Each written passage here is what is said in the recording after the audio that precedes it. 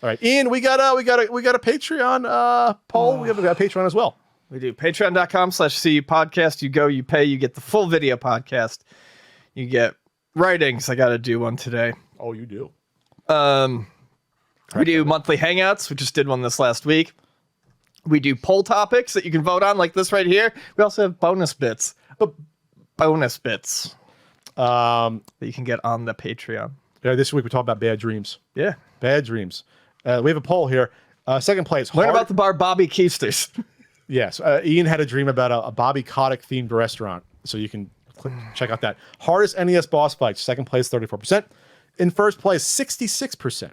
How did you discover obscure gaming consoles? Very good question, because it's not like we all have knowledge just dropped on us. We have to learn about stuff, Ian, right?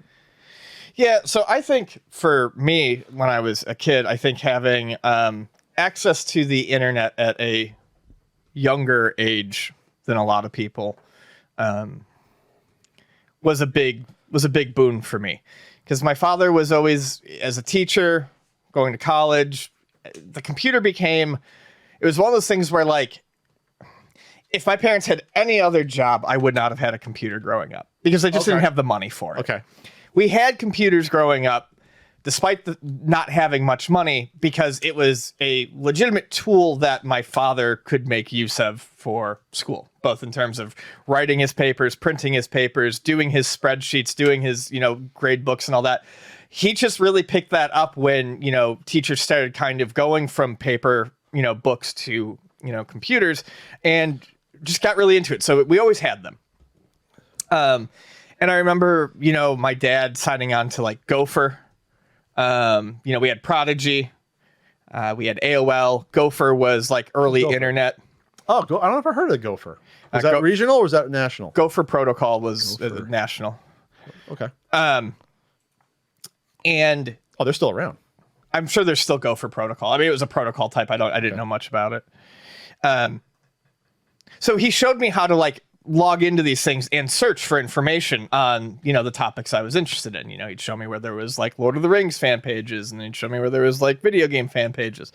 So you just start reading all that stuff. I was a kid who was bored. I'd go online and I'd read this stuff, and eventually you start finding out about stuff that you didn't know about before, and you get more and more interested in that. I probably found out about the TurboGrafx 16 online or something like. No, I probably. So say that early. Yeah, maybe. You think it was back in 89, 90, or you're talking later on? No, I'm talking later. That's like how I discovered it. Yeah, okay. I didn't discover it like when it was new. No, it's just obscure stuff. Yeah. Okay, gotcha. No, I didn't discover it. I was saying it probably wasn't available in Buffalo market. No. Yeah. The other way of doing it was just going to like flea markets and stuff. You go to enough flea markets, you're always going to find the people who are selling stuff, and you're always. That doesn't happen to me anymore, but that was actually a really exciting thing I liked a lot about going to flea markets and garage sales when I was younger, is seeing the stuff that I didn't know was just as cool as seeing the stuff that I did know. It's like, oh, cool, they have Nintendo games. I'm going to look through these, but what the fuck are these credit card looking type things? Sure. So, by diving into your own hobby, you would start to kind of tangentially get, gain knowledge of there being more out there than you thought, and I would always go after it.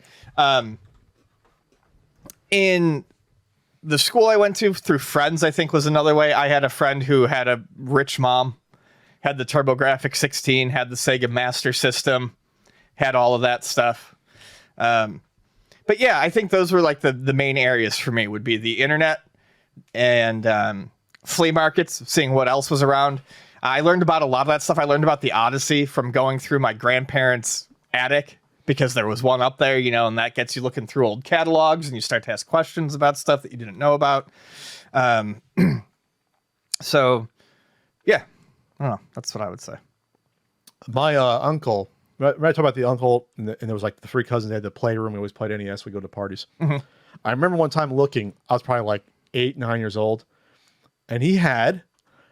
In the back, he had, God, which one was it? Yeah, it was, I think it was the Odyssey 2, because I remember seeing the Quest for the Rings game. Okay. And I was like, what is this console? It's like orangey and yellow on it. The board game. Yeah. There's two of those. It was right? the financial one too. Yeah. and he had that. But so I could picture him. Okay, so he would have been in the late 70s. He would have been, let's just say, he was probably born, say, 50 to 52. He would have been late 20s when it came out. Not even, like around 30, we'll just say, when he bought the Odyssey 2. So it was interesting to think of that in the head about, okay, 30-year-old guy buys his first and maybe only game console for himself. Yeah. And like something grabbed him. Seeing the Leonard Nimoy commercials. But I discovered it seeing that. We never played it, never asked to get out because it's like, at that point, it's like, what are you going to do? Now, I took the question a little bit different because when you say obscure, like Neo Geo was advertising all the circulars, the Sunday circulars. And then I was fortunate enough to be in North Jersey where you can find TurboGrafx 16 in games. It was a major metropolitan area. So it was advertised every week and I saw commercials. And it was at Toys R Us. So I don't know if that counts, but that was obscure overall. Sure. But that counts. Talked about a few weeks ago about like retro regrets about giving up the Imagination machine. Like I wouldn't discover that. Oh yeah. Wouldn't discover that if unless my cousin got it from his neighbor. Wouldn't discover that at all. I don't remember. I think the APF I discovered separately, the APF MP1000, but I couldn't tell you how I discovered that. Right. I know where I bought the bus, but I knew about it before that. Something like you said, the flea markets. One of the ones that still comes to mind. I never saw it in Jersey. Never saw it ever. The Wataru Supervision, the little handheld. Oh yeah. I used to see it out here like every few months when I first moved. Really? Here. Yeah. Oh, I came across it a few times. I asked one time if you wanted one. I used to call. I have one with a broken screen. No, I sold it, but yeah. I used to call Ian and annoy him at 8 o'clock in the morning. I knew I'd wait till at least 8 o'clock before I went to work. I saw what a nice friend I am. Hey, Ian, you want this? And sometimes he wanted it, but most times I no. No, let me sleep. I tell him what. Let me sleep. This is pre-podcast Moses. I tell him, like I found this and that, and Ian didn't care. I was lonely, Ian. So the Wataru Supervision was one for sure. And then in terms of other obscure ones, like you said, it's a lot of it was the internet. Message boards were a huge boon. TSR NES Archive. That's how I discovered there was an M8 demo unit. Yeah. Not its own console, but I knew there was an M82. I didn't know there was the M8. There was a pre-version to that. TSR's NES Pit is really instrumental in me having the interest in video games that I do to this day. Ian would not be here if it wasn't for TSR. We got to find out what happened to TSR. They were happy and retired. I think he did the website Magweasel after that. Magweasel. Which was an early... I mean, that was his recent thing, but even that's really old at this point. Magweasel was like an early internet site that did like scans of like Japanese gaming magazines and stuff like that you could browse through. Good for TSR. Did you discover Wally Bear on TSR? Is that how you discovered it? Because it was on there. That was one of the articles.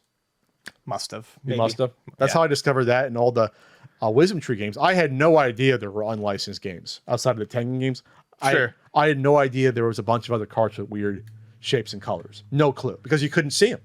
Like they weren't at Toys R Us, they weren't at Kitty City or KB. Like where could you find them? It had to be like a little one-off toy store somewhere, right? Were those sold locally by you? Do you remember? No, not that I think of. Not that I can think of. My cousin did have Micro Machines. Because that was on QVC. That's the only thing I can think of that like those Quattro ones. Yeah, were sold on. I never saw those. I didn't see those out in the wild anywhere until I started seeing them pop up used in like GameStop used bins. I don't remember those ever being sold like like Toys R Us didn't have them. Oh no, right after the Tengen thing, that was it. Nintendo's like, no, yeah, you're not selling. You couldn't find Tetris at Tengen Tetris at Toys R Us. So in terms of other obscure ones, any ones come to mind? Obscure handhelds that. How'd you guys go to Neo Geo Pocket Color? How'd you discover that? Because I was really into Neo Geo games, and it was just like, through the websites. It was through probably an online message board, maybe even the TSR one. Someone mentioned it. I looked into it. I, of course, knew who SNK was. I saw like all the games, but I remember being that guy who was calling and harassing like my local GameStop, and they're like, we're gonna get him, and then they got him, and they actually had like a little store display for it. I went on my birthday and I got my Neo Geo Pocket Color, but that was the internet too. It really does come down to a lot of it. It's just the internet. Well, it was just the internet. Yeah, or the good old flea markets. I'm trying to think if there's one last one I ever found at the flea market before. I mean, all those Pong clones, I used to find tons of them. Ones that look like radio receivers and other things like that. Almost doesn't count because they made dozens of those in the 70s. The Pong clones. Mm-hmm. But well, that was a pretty good one.